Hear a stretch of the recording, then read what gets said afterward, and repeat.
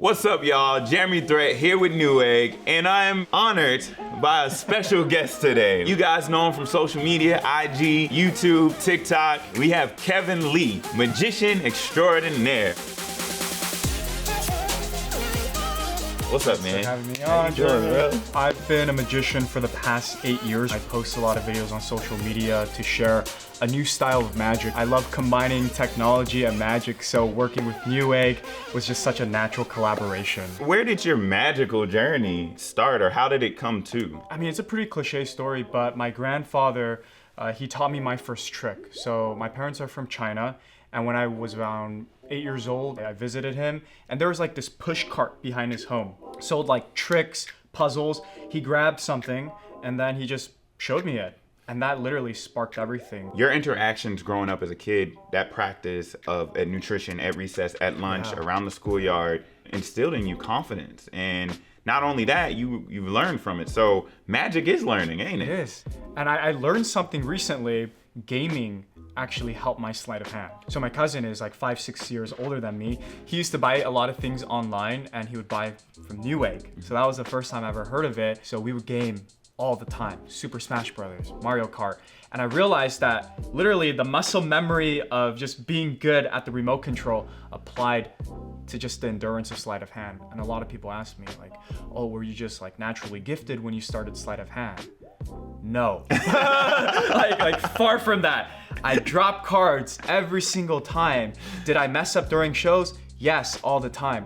But the thing is, like, just the repetition of it is what makes you a professional. Speaking of your craft and what we do over here in Newegg, when did you start integrating technology? Was it from the day one? It was part of the process of even learning magic. So when YouTube became a bigger thing, I remember just searching up everything like how to do magic, card trick tutorial, and I would just practice through YouTube. So you're a YouTube University alumni. Yeah. That's great. So what was the first piece of technology that you can remember that was like, this is a tech-focused magic trick? It was an iPhone 5S. So there was a lot of just like really interesting magic apps. There's one where you can make popcorn appear on the screen, and it looks like both your fingers are reaching in, but you're just placing your thumb and index behind the phone screen, and then you would synchronize it so that it looks as if, boom, it's going in. So I would like freak everyone out. I'm like, you hungry right now? Pop, and then I reach in, they're like,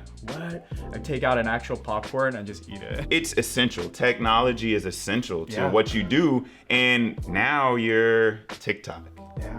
Instagram. When I first started posting social media magic, it was like you had 60 seconds, and then the trend became you want to hook everyone's attention quicker and quicker within the first 3 seconds. And I made magic more like a meme. So I would add like a Snapchat banner or even like a white box, and you put the video inside, the caption on top. So now it would look like a meme, but when they watch me, they're like, wait, oh, he does magic. But also making the magic as modern as possible. So using very organic items like phones and anything that people are familiar with instead of just like a deck of cards or coins. What are the reactions you get or you've gotten that just said, I'm doing something right with my route, this path that I'm on? The comment I get very consistently up to this very day from when I started is, it's a camera trick. You're using CGI.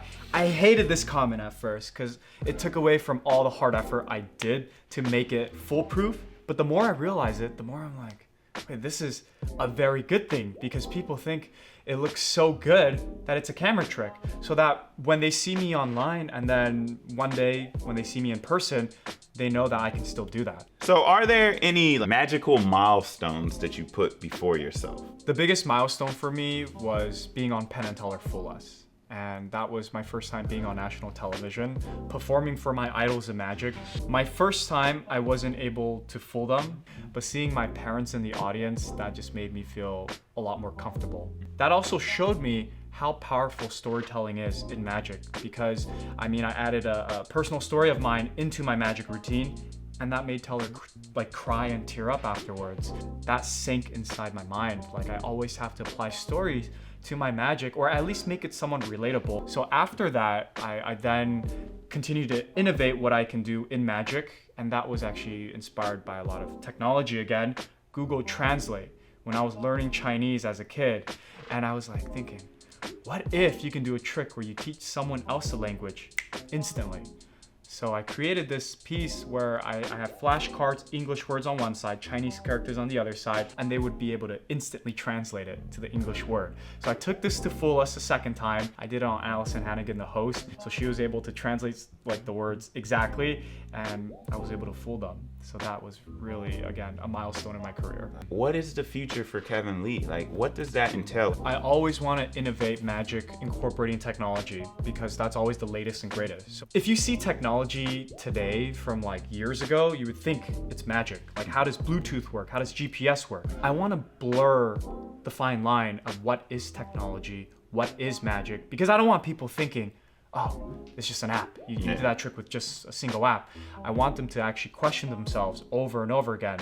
There's no way, because that app doesn't exist. Tech is magic. Tech is magic, magic is tech. You're really blurring the lines between it. As a performer, as the showman that you are, is like, what's the difference between live audience and performing virtually on like social media and on other platforms? Right. My very first virtual show, it was so bad because I thought that I can take my in-person material and just do it in front of my MacBook. Like, no, it didn't work out. So I changed my entire mentality, developed magic routines just for the virtual space. So I was still able to do mentalism, like mind reading. I was still able to do very visual magic, but just now virtually.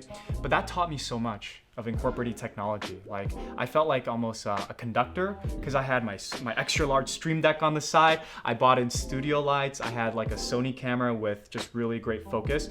So the technology really did create that ambiance, so I can change the scenes with a click of just a couple buttons. It just makes the aesthetic so much cooler. You really invested into like the development and the research of your craft. You're just really good at it, and like it's awesome. So thank you for your time today. Tell the people where they can find Kevin Lee or what's next for you. Yeah, if you want to see more magic unlike any other, check out my Instagram at Kevin Lee Magic and my TikTok Magic Kevin Lee. And if you don't know how to type that in, the links will be in the description below. But Kevin, thank you so much. I'm ready to learn some more tricks. Yes. This is my magical guru. And check us next time. I'm Jeremy Thread, and we're signing off from Newegg Studios.